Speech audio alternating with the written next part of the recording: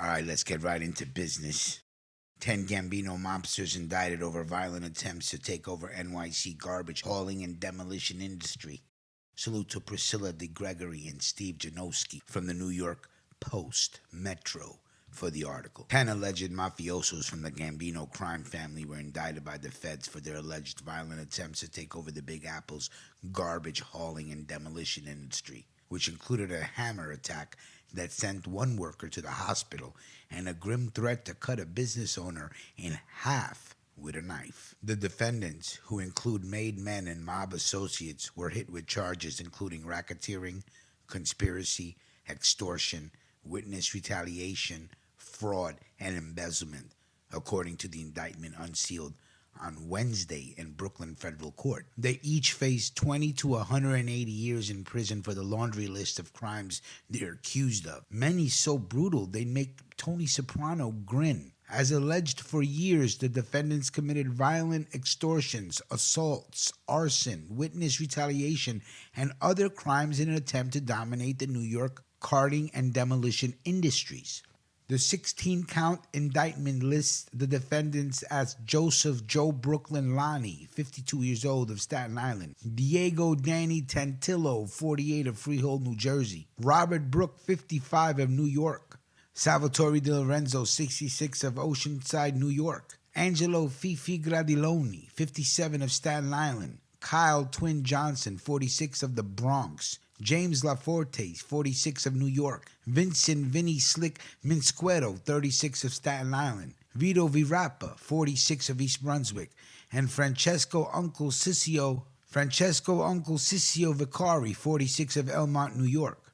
Several of the accused kicked up hundreds of thousands of dollars to Lonnie, a made man who was the crew's capo regime, or captain, through an intricate web of payments made by companies they owned, according to federal prosecutors. The investigation has revealed that since at least 2017, the defendants have profited from extorting individuals in the New York carting, including through actual and threatened violence, stealing and embezzling from union employee benefit plans, and conspiring to rig bids for lucrative demolition jobs. It's the same game. It hasn't changed.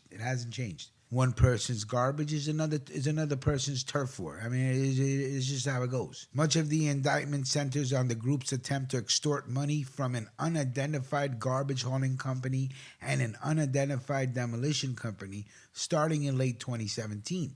That's when prosecutors say Tantillo demanded monthly extortion payments from the garbage company's owner, who was identified in court papers as John Doe 1. To put a point on their friendly requests, Tantillo, Johnson, Rappa, and Vicari regularly threatened and intimidated their victim by lighting the steps of his home on fire, damaging his trucks, and threatening to seriously hurt him, the paper said. For instance, the man was paying Tantillo $1,000 a day when Tantillo broke out a metal baseball bat and told him it was for him, the court's document said. $1,000 a day.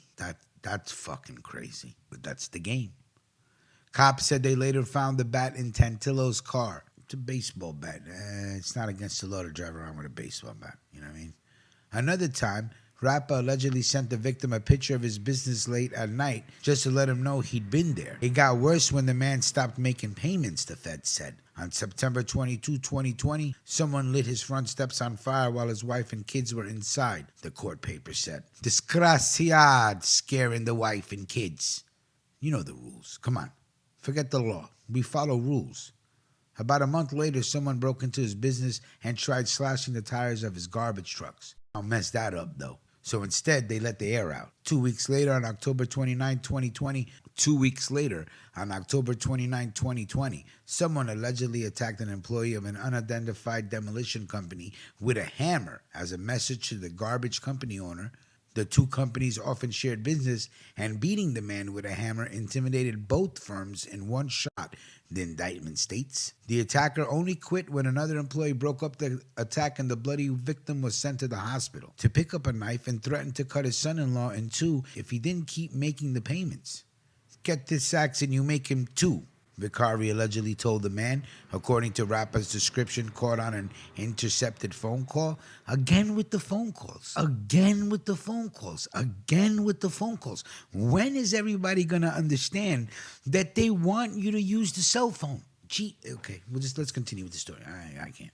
The money started flowing again, according to court papers. And when it did, Rappa sent the man a photo of Vicari toasting him with a small bottle of champagne. Tantillo, Brooke, and Johnson also tried to extort the demolition company and its unidentified owners, prosecutors said. Tantillo and Brooke allegedly wanted a $40,000 payment, but when they didn't pay, Brooke attacked one of them on a Midtown Manhattan street corner.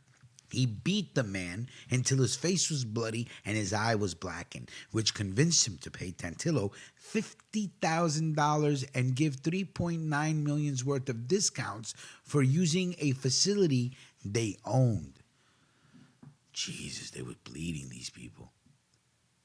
The defendants also gave each other no-show jobs. I love no-show jobs. So they could get union benefits they didn't deserve, trying to rig bids for lucrative demolition jobs and embezzled from benefit plans by breaking collective bargaining agreements, prosecutors said. All 10 alleged wise guys were taken into custody Wednesday, with Italian police arresting another 6 organized crime members in a multi-continent sting. Quote, today's arrests reflect the commitment of this office, blah, blah, blah, blah, blah.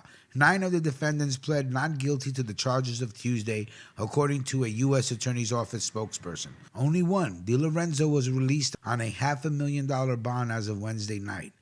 Lanni, Johnson, Tantillo, and Gradiloni were all being held without bond after prosecutors argued they were violent and could potentially intimidate witnesses.